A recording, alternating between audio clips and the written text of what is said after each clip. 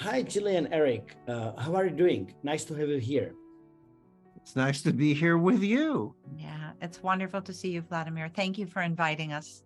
Yeah, and thank you that in your schedule you made time to answer a few questions for our people here to be curious about some stuff about reconnective healing and about the philosophy.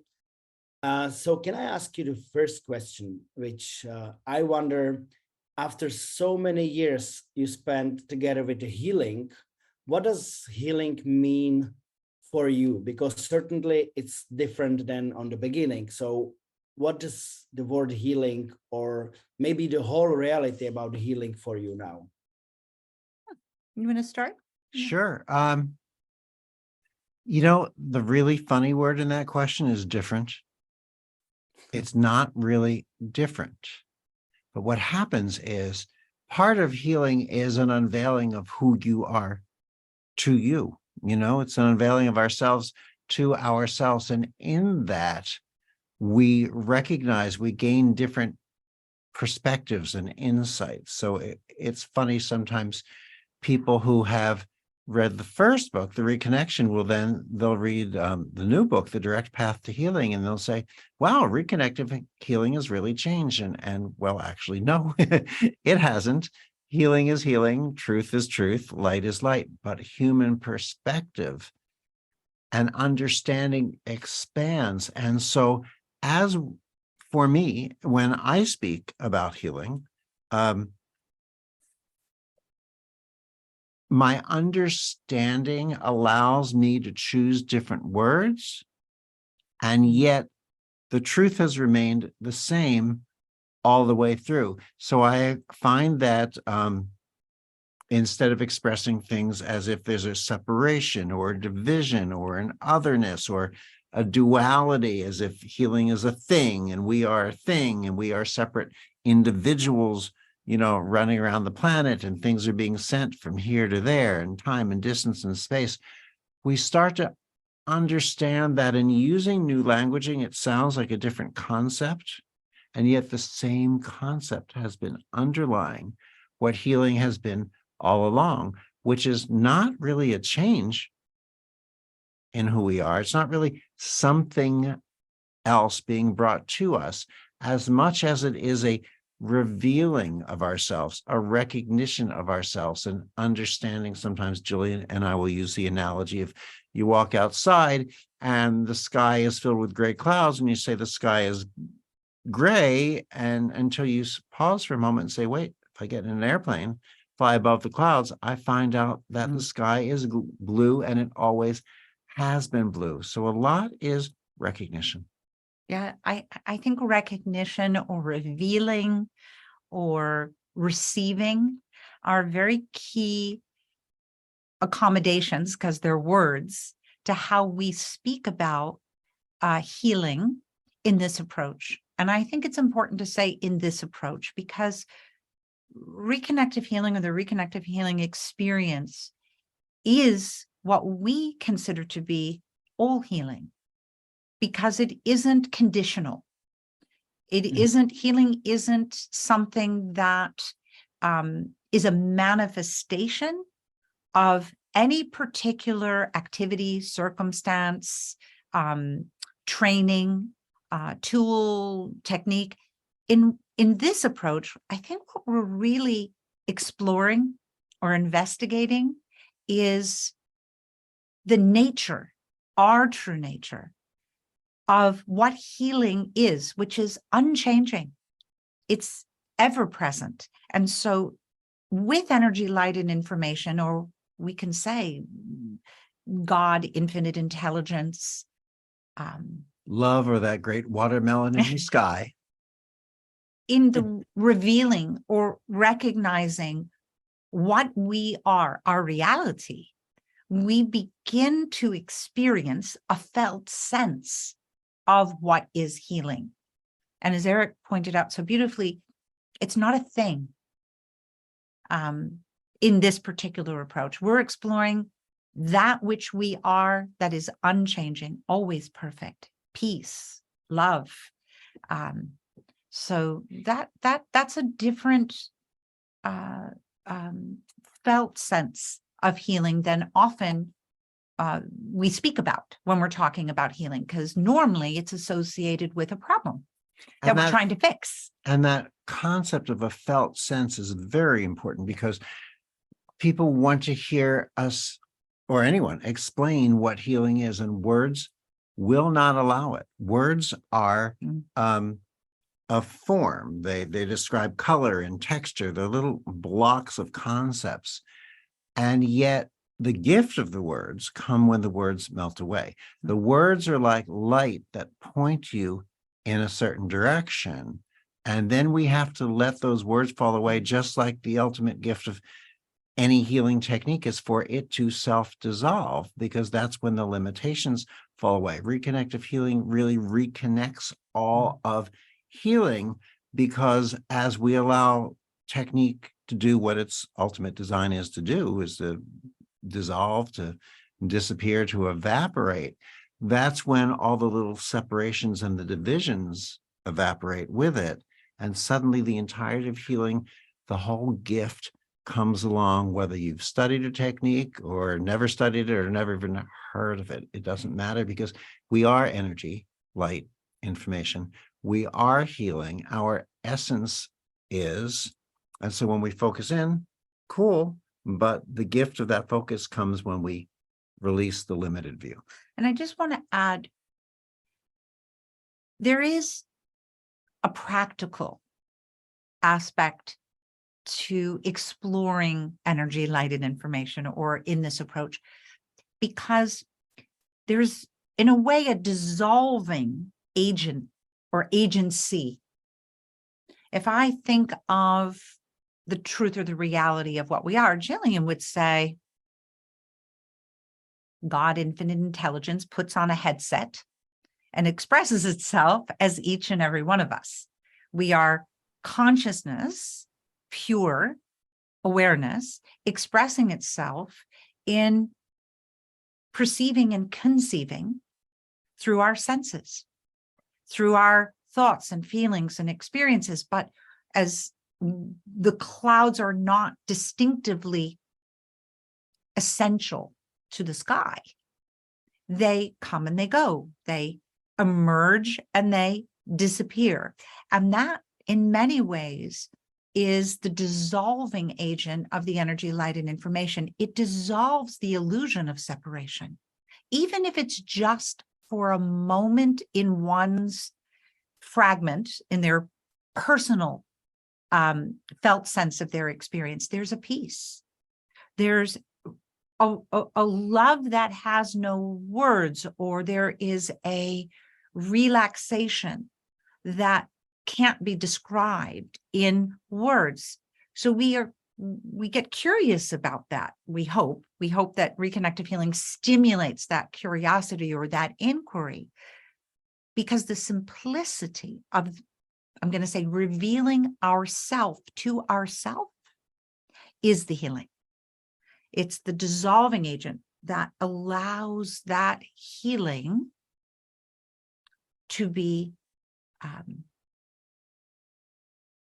understood. It dissolves the illusion that we need a healing. We need to go somewhere and find a healing. And instead, it reveals to us the healing that we've been looking for all along as us.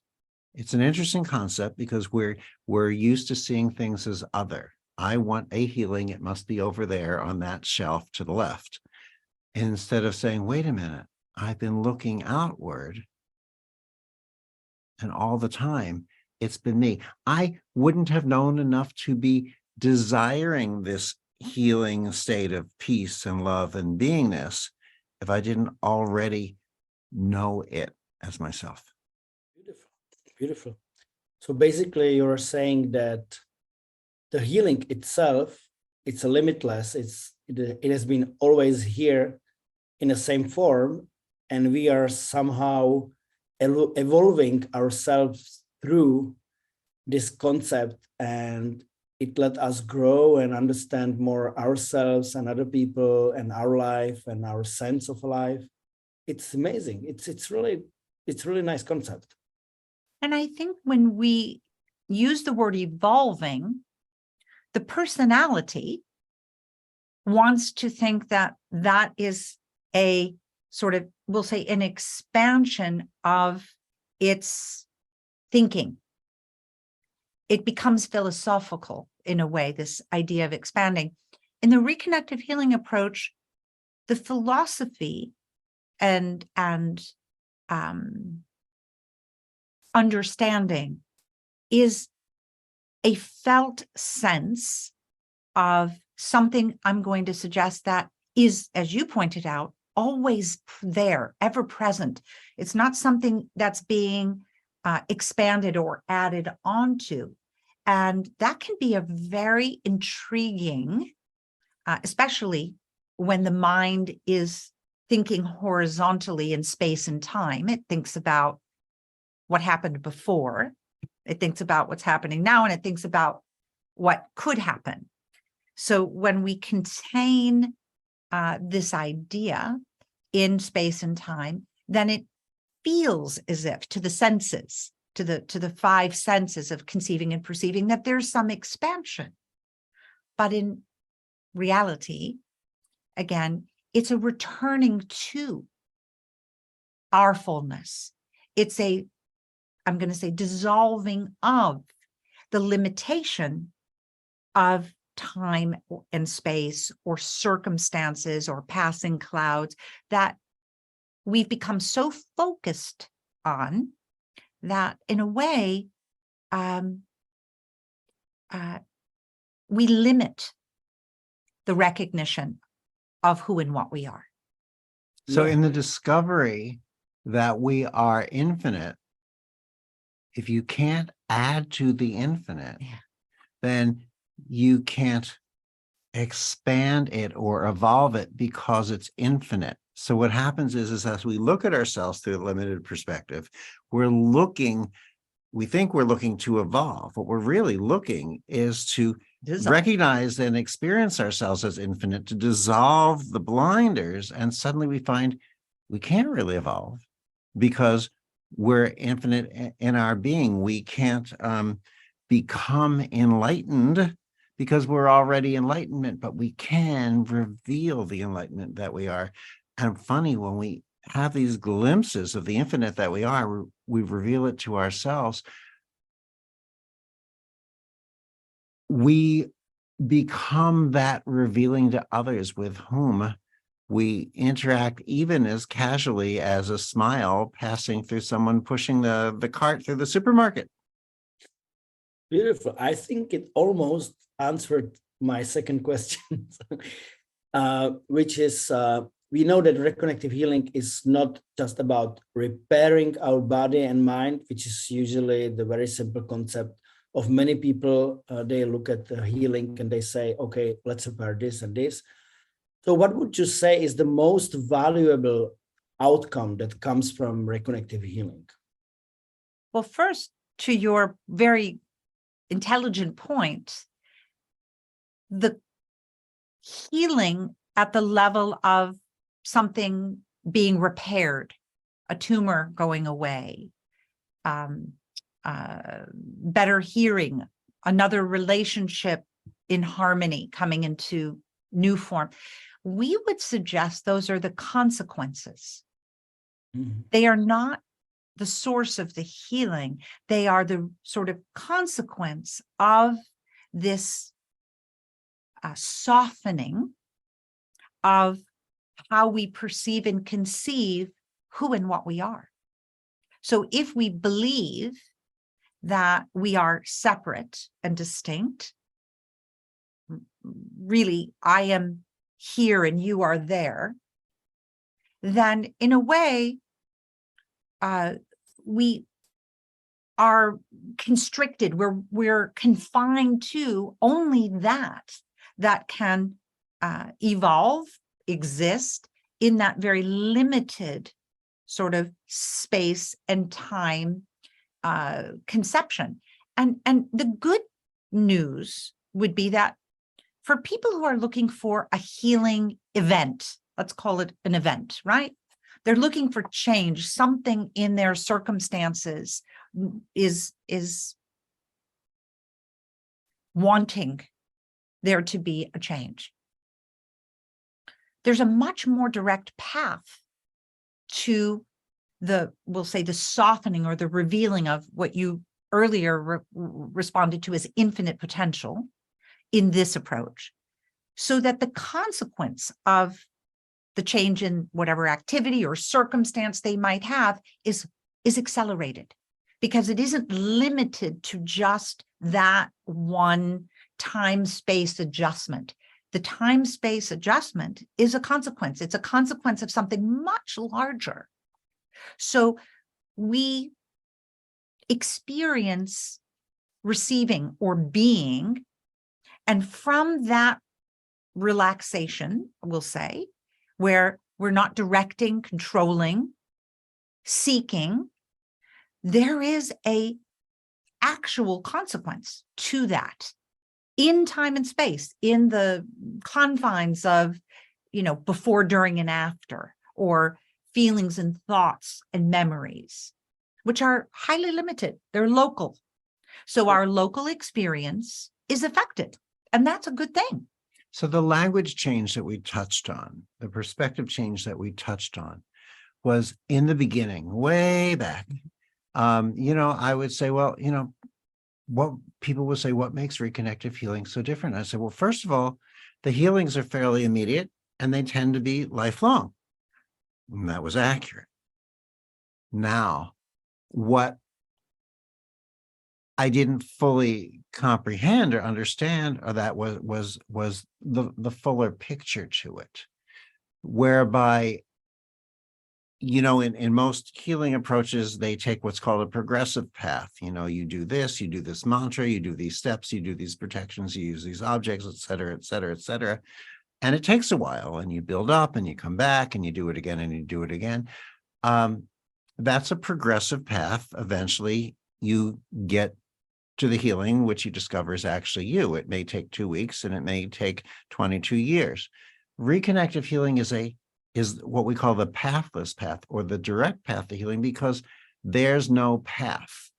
There's nothing that needs to be followed. There's no sequential time span that needs to happen. And that I didn't really understand in the beginning. All I knew was that people were having healings, and there they were, what I viewed as healings. What was really happening was they recognized themselves as the healing. They became that change in their life, and everyone was happy. And whether we understood it or didn't understand it, I don't know. Did it always bring exactly what the person was looking for? No.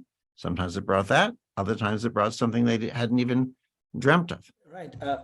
After my 10 years with the Reconnective Healing, I tend to think that the problems that people are coming to us as a practitioners to, I think it's almost like a door that they brought them, the problem they have in their body, in their life, in their relationships. The problem could be more gift than the problem, because it stopped them and brought them to the way how to think differently about themselves, about their family, about their life, about the meaning, about many things. Because often I see that people had to change the way how they lived before, because they have this problem. So sometimes I say it actually can be the gift if you really understand. Absolutely. I think and then we can explore curiously the deeper sort of understanding of that, which would be what? When a thought and a feeling becomes so localized that, we'll say, the door is gotten so small, at a certain point in time, the truth of our reality, or we'll say consciousness, ultimately calls itself back to itself. Now, how does that happen? You can think of something being so tight, it has to, in a way, dissolve or dismember that fragment. And there often is the crisis moment, like you're describing. We know it to be a gift, but in the moment of time and space, it may not feel like one. It may feel like suffering, or it may feel like, truly in a tragedy that or loss, a tragedy that we don't know how to handle. So the thinking mind, the perceiving and conceiving comes to an end. It stops, it pauses. In that pause, what happens?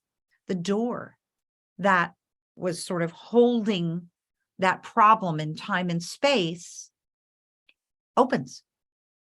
There's nothing cohesive enough in thinking or thought to hold it in shape and form, and it's released. Now, whether we notice it or glimpse it, the circumstances start to dissipate. And, we have attributed so much to the manifestation that our thoughts can create. And there's a lot to that. You're an incredible life coach. You've committed a lot to helping people, I'm going to say, design a program, if you will, and a way to achieve the activities or the things that they want. And that's the physical world that we perceive and conceive. That's the VR headset that consciousness is wearing, expressing itself. The reconnective healing approach would be when we remove the headset, or take off the orange colored glasses when we're skiing that have made the snow orange so that we can see a path. The snow was never orange. We've come to believe that the snow is orange and we follow a particular path, but the energy, light, and information removes that. It reveals what's truly, actually, not in 5 dimensions or 4 dimensions, or it reveals what's there, the actual infinite, unchanging landscape that we've reduced. So you're right. It's a door that removes the constriction. Right. So, talking about this, and obviously we love talking about this, is not just a free learning, reconnective healing conversation. It's something that as practitioners and teachers, we really want to delve into more and more, not because of a should, but because of a craving or desire to understand. Thank goodness you don't have to understand it. I didn't understand it in the beginning. I'm only understanding more and more. Our students didn't understand it. All they knew is that they'd come in, as you know, to the training programs. They'd learn to feel, receive, be in presence and awareness. They'd be facilitating healings for others in the seminars or the training programs. They'd be receiving their own healing. They'd be doing it in life. And so what it does is it allows you to recognize that which is, and then, to me, the excitement, the pleasure, it's like more dessert or different course coming out later comes as we begin to explore and discover this portal or doorway of recognition. The doorway, the portal of recognition, is what allows you in. It is both the doorway and the healing itself, because one cycles into the next. But you can easily sit there and go, I'm not sure I understand it, but I feel something. And look, that person's body's responded and my mother had a healing. You can stop there if you want to, but the part of you that really is you is saying, wow, I really want to look into this more. And the ego, just quickly, the ego can get very trapped, because when it is in recognition of a change that feels good, it's like you're a surfer. When you're on a wave and that wave is so perfect, or an athlete is done something beyond our capacity to even understand how we as the spectator and the athlete literally go along with that infinite expression, and then it ends, right? The wave comes to an end, or the goal is made, and the mind immediately wants more of it. It loses the doorway that's just been opened so quickly that in some ways, the reason we love that we have practitioners learning this is that it allows there to be this consistent opening of the doorway. You are truly learning in a weekend how to open one door, which is every door. It isn't a different door for Vladimír or Jillian or Eric, or it's one universal door that is the knowing, or it is each and every one of us revealed. And those are some big keys. Yeah, I really like the expressions you used. By the way, when you spoke about the coaching and life coaching, what I realized, what I'm really doing with the people, I'm not trying to set the goals for them, but I realized that this is more about cleaning and organizing their minds and the way how they organize their life to be able more express what is truly inside of them. Because then they are able to express themselves as I think it's a little bit same. For me, it became similar with the Reconnective Healing, and maybe the experience with the Reconnective Healing, which came in time and space before the life coaching to me, it brought me a little bit more to understanding the broader perspective of the whole process of the coaching. I love that. And I think you're really accurate. In a way, the recognition through the Reconnective Healing approach allowed you to glimpse that wholeness.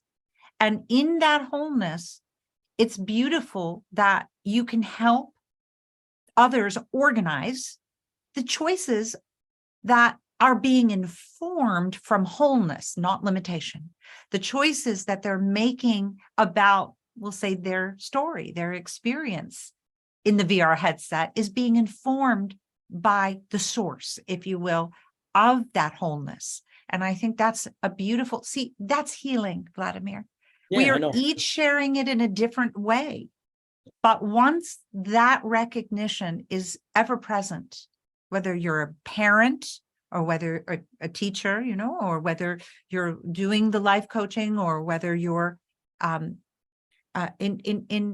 a checkout stand at a grocery store, these relationships are being informed by truth, love, freedom, joy, isness, amness. That's healing. Yeah. So the next question can be, we often say, or you often say, that the healing is really happening outside time and space. Can you explain for people, they would like to know, what does it mean exactly? Time and space, fortunately, is truly at this intersection scientifically being revealed as an illusion. Now hold that word illusion for a moment. Yes. Because when we think, we said, but wait, there is time and space. I've got calendars, I've got clocks. An illusion is not what we think of. We often think of an illusion as something that doesn't exist, that isn't real. If you're driving down a long, hot road or crossing a desert in Africa on a hot day, you might see a mirage of water. And if you're with your friends, they might see that very same mirage. That's an illusion. But it's real because you all see it.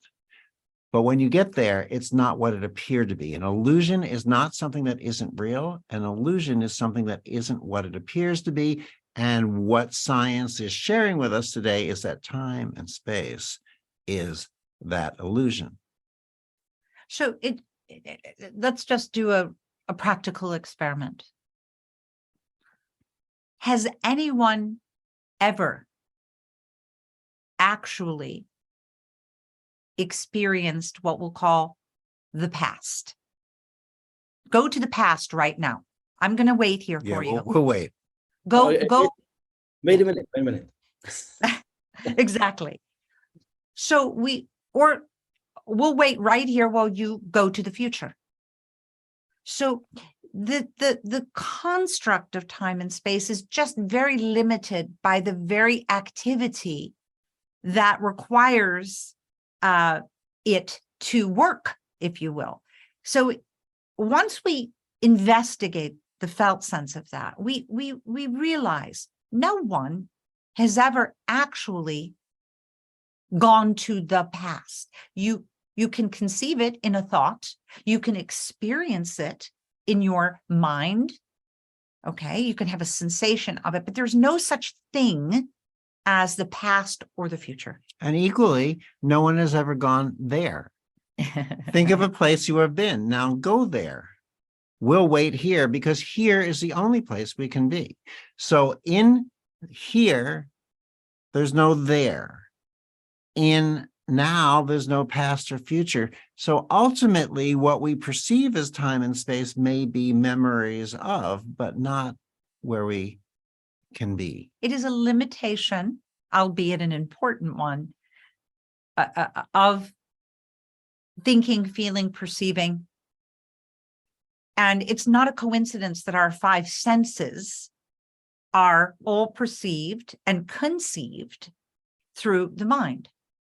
Okay, so I can sit here looking at you, and from a second person perspective, I see Vladimir, but I don't see inside Vladimir, right? I see how Vladimir appears in the screen, localized in time and space. And this is a very important premise. You know, if we knew everything that actually was when we looked at our computer, we could not handle that. And I think the same. Consciousness is never actually revealed through our five senses. We could not handle that. So it localizes itself from this first, second, third person perspective. Myself, I am. The second person perspective, you are, and the world. And once we become more comfortable with that, in a way, that is the first felt sense of freedom, that we are not actually contained as this fragment in this particular location any more than the space in your room. If you took away all the walls of this beautiful setting that you're in, would the space have changed at all? It's the same space. It isn't yesterday's space or tomorrow's space. So we're coming to express in our felt sense the truth of here. There is only now. Consciousness is unchanging. It's never something different than yesterday or tomorrow. So we get I would say there's a tremendous opportunity right now. Once that understanding of reality starts to settle in, because think about how much creativity we can begin to explore once we're in the recognition that this is part of, we'll say, reality. You know, I'm going to just take advantage. Poets do this very well. People who write beautiful poetry, like Williams Wordsworth or Rumi, they found words to express this in a way that we can glimpse. So someone who speaks this way, an eye and an ear, both what they half create and half perceive, well pleased to recognize in nature and the language of the senses. We half perceive and half create in order to experience the world. And that is what time and space has limited us to. So we perceive our healing as coming. We perceive it coming from somewhere, yet healing, like wholeness, is always here, is always now. There is no time and space in that. So we look for, I believe it was Maharshi who said, Yes. whose student asked, when will I become enlightened? And the answer was when you stop asking when. Oh, yeah. You are the enlightenment. When will we become enlightened? When we allow ourselves to see that that is who and what we already are. And when we say, but I don't see it, I don't experience, I'm still having this problem physically, mentally, or emotionally. And it's like, we're still looking through the clouds. Blow the clouds, blow the clouds. So Okay. awareness has no time or space. And this is an important inquiry, especially in the reconnective healing approach. And what happens with reconnective healing is that we don't have to know this. It's a desire to understand this. But during the reconnective healing experience with the energy, light, and information, as you've witnessed time and again and experienced yourself, all of these things that obscure the recognition of who and what we are, including our healed state of peace and love and presence, just kind of like falls away, just falls away, and we're revealed. So the hows and whys are interesting to the part of us that looks at the hows and whys, but they smile because they just know that healing is like you are. So it seems like what it really does for us is teaching us how to view or express everything what we experience as a life experience in a very different way, from this limiting perspective to unlimited perspective. It little bit, when I had a time on Bali for 3.5 months on the beginning of pandemic, I was spending my time with translating some parts of Keys of Enoch. And I remember there was a part, it says that information from the higher levels of the consciousness are coming to our brain through light patterns.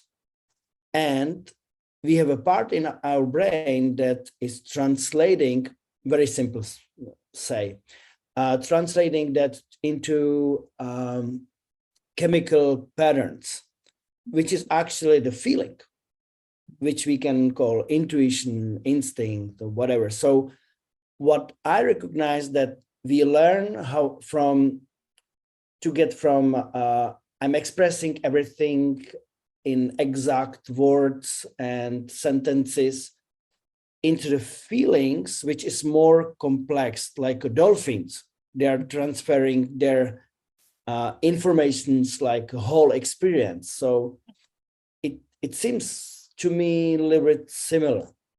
Perhaps, yes, I would agree with you. At the level of there are people, places, and animals. Again, we have a VR headset on. There are no people, there are no places, there are no animals. But at the level of experience, exactly the way you have said it so beautifully, consciousness becomes less confined in the minds of all these individual appearances. So when the recognition, yes, just as I think we have to just be thoughtful, there isn't consciousness out there, right? consciousness isn't out there expanding us. It's here. It is here. When you say I am, do you require anything out there to confirm that thought? Or is it something you know? That's a question. Do you know I am? You know that. It's the only thing that you knowingly know that is not requiring your thought perception. You know this. You know this. So yes, it is. It's almost as if in the reconnective healing approach, Vladimir, we start at the conclusion and we never leave there. So we know this because consciousness is the only thing that knows consciousness. Awareness is the only thing that knows awareness. So it's consciousness isn't out there, but consciousness also isn't in here. We are consciousness. And that's why it is only we who can recognize ourselves as that knowingness. It is only consciousness that knows consciousness. Everything else has to be understood by consciousness, I guess. Yes, and the duality of, especially in the Keys of Enoch, where there is a higher dimensional consciousness informing us. Innately, that is the illusion of separation or the perception of there being two things. And it's a beautiful way initially to begin to explore that felt sense of self.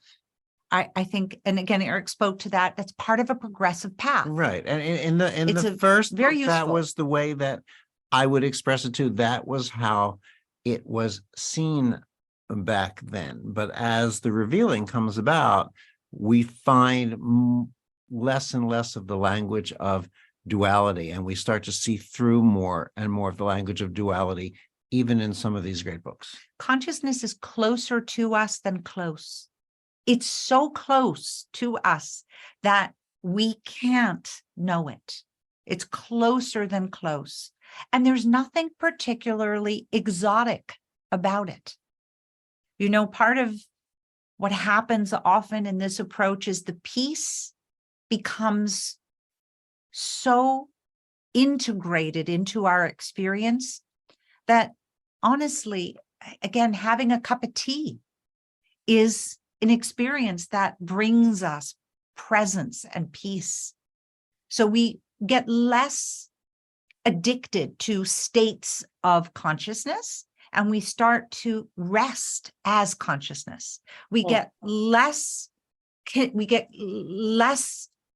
obsessed with doing a meditation because we come into the recognition that we are the meditation.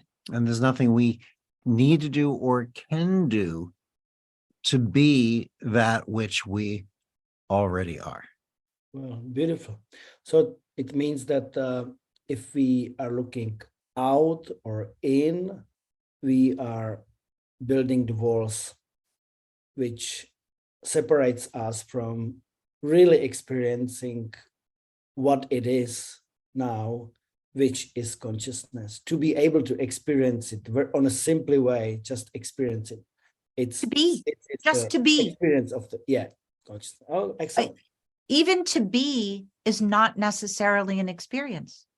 To be is simply, in a way, the recognition or the revealing or the glimpsing of consciousness. Being has no, like healing, has no beginning and has no end. Therefore, there's no middle to be found. Every experience has a beginning, a middle, and an end. Even the experience of being you as a human being has a beginning, a middle, and an end. Yet that which is you is infinite, exists before this physical body and will continue to exist afterwards. These are the glimpses. So even a glimpse is an experience, has a beginning, a middle, and an end, yet the reconnective healing experience gives you a glimpse of the infinite beings. So the glimpse is finite. So the glimpse is finite, beginning, middle, and end, but it's a finite glimpse of the infinite. And so every time we have a reconnective healing experience, we have that glimpse of the infinite being that we are, which sets off a series of ongoing glimpses, and we begin to carry ourselves through life differently, move through life differently, are affected less dramatically by seeming little stresses. We smile more, we laugh more, we're presence, people want to be around us more, and suddenly we realize that we are the healing that we already are, and for others as well. So this is the way how to bring those glimpses of infinite into our very practical life. Beautiful. Well said. Yes. And we don't even have to bring them. We can explore being them.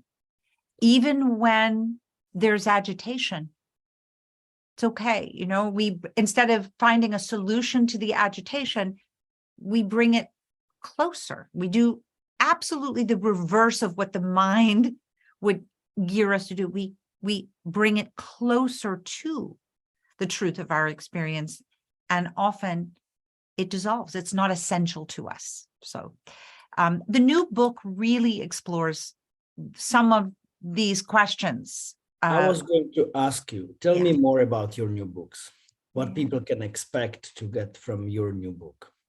Well, as we touched on, it's called The Direct Path to Healing, a trinity of energy, light, and information. Trinity referencing three, not anything religious. So the direct path to healing, a trinity of energy, light, and information. And by being a direct path, or another word for that would be a pathless path, it shows you how it takes you in a way into the recognition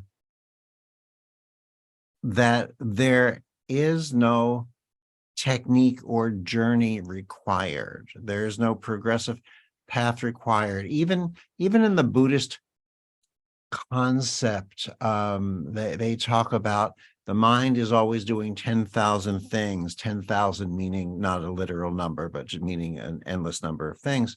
And because of that, often that approach says you need something to focus on. You need a crystal or a word or a mantra or your breath to still you. But really, all it's doing is bringing you back to that which you already are. So the direct path to healing is a way to recognize and discover that you already are that healing. And in that recognition, you say, oh, I've suddenly been healed. No, you've suddenly recognized that you always have been that healing, and that healing presence that allows others to experience their own healing without needing to journey, without the requirement of time or procedure or complexity. And I think there's an appreciation for experience and life that emerges in our limited daily activities as we rest in that knowingness. We begin to love even the things that are unpleasing in a way that we're observing or noticing. We recognize what they are. They are part of and infused with God, love, infinite intelligence. And that changes our relationship. Often we say, you know, in the reconnective healing experience, there's a certainty and chaos that comes about. We can't really express why it's happened because nothing's changed in the activities, you know, from morning to night. But the felt sense of that chaos has changed entirely. Or I feel better even though my terminal issue hasn't gone away. So there is a magnificent way that the appearance of things now kind of self-generates in our thoughts and our feelings. We love because we are love. You know, we love, even if we don't like something, we recognize that it is you. I am you. You are me. And that isn't just a t-shirt. There's a felt sense of that knowing. And I would say that's a beautiful gift in the reconnective healing approach. Again, it informs our activities. It allows us to look at everything in our daily life with value, more value than we ever really gave it.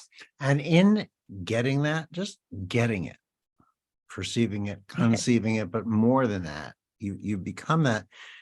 You discover this is part of the gift. Why, when people are learning reconnective healing at the seminars, at the training programs, that by the end of that weekend, they're really able to facilitate any level of healing that any human being anywhere on this planet can do, no matter how long someone has studied or how many paths or techniques they've taken, because it's really in that revealing, that recognition that we are that healing, then we are that light of healing, and suddenly we recognize there's nothing to add to it to make it more, because you can't make the infinite more than it is. It's infinite. And this is what makes reconnective healing so unique. It's not that it's different than any of the other approaches, because it's inclusive of them. It's the recognition of this, which is what allows it to be in its appearance of uniqueness, and yet to be the presence that is really, it's not about anything that you do in healing, and it never has been. That's always been the illusion. It's not like the doing isn't real, but it's been an illusion in thinking that's what it was. It's about the presence and beingness. And once we get that, there's no more drive to look for more, because we realize there is no more than the infinite that we are. This is healing. I mean, this is healing. Yeah. People often say that those kind of things are not able to express with the words, but this conversation proves that if you are it, you can express it in words. You can find the words and way how to express it. It's really, thank you very much. And the very last question, because people now thinking about come to One Experience training program in Prague, and based on everything what we have expressed here in this discussion, what will be your recommendation, what they can find there, what they can expect to get from this training program, or not just training program, but what will happen in their life, what can happen in their life, what would be the most common 3 things you would say to them to make a decision and come? I'm not really sure that I know how to answer that in the form of things, because they're not things. In the reconnective healing programs, you allow yourself to discover and fully embody, embrace, be the healing that you have always been. And with that comes every gift that we could find in the way of words that I could try to scope in on with the cerebral thinking mind in this conversation. But we discover we can't say what are the 3 things, because there are no things. There just is. And it's as if I had discovered a new color and I try to describe it to you. I can't describe blue to someone who's never seen blue until you see it. But when, as you know, when you are at the Reconnective Healing training programs, you see what we'll call the colors. That is life, that can only be seen in the experience of seeing it itself. So I would love to be able to give you words. I'd love to be able to give you words. And you said, oh, we found words. No, we shine lights in directions, but you have to go there. Only you can go there. At a practical level, I'm going to say that a one experience weekend. And whether you choose to stay on to learn the personal reconnection, which is another magnificent offering. Are you doing that the There next is- 2 days after the weekend? Yes. Yes. The revealing of ourself to the one is glimpsed, at the very least, by everyone in and throughout this experience. That, and the value of that, I believe, contributes, whether you never practice reconnective healing again, or whether you choose to really immerse yourself in the service of the offering. That truth, the revealing of being love, beauty, freedom, happiness, is then carried into what we'll call all the world, life experience. It becomes the very nature of your being, even if you're not thinking about it. And I think there is no higher service to the experience of humanity, otherness, than that offering. I don't think there is a higher form of service. We used to say, So- I used to say, you will be forever changed. Hope you like it. Really, you won't be forever changed. You will be forever revealed to yourself. And there's no Everyone and everyone. greater gift. Yeah. And you'll know this once you experience it. Yep. Thank you. Thank you very much Love for you. your time, your words, your consciousness, and everything what you did for this work. I think everyone appreciated. And thank you very much. And I hope to see you soon again, and have a great time with whatever you do. Thank you. Bye-bye. Thank you, Vladimir. too. We want to thank you too Thank for you. organizing and bringing and creating again a physical space for this experience to be ignited. We're so grateful to you for that, and we are there with you, even if we're not there in physical person. Just know, everyone experience around the world, we have a felt sense of sharing our being with the activities of these weekends. It's something we actively are aware of in our presence throughout these weekends. So thank you for all that you do. Love you. Yeah. Thank you.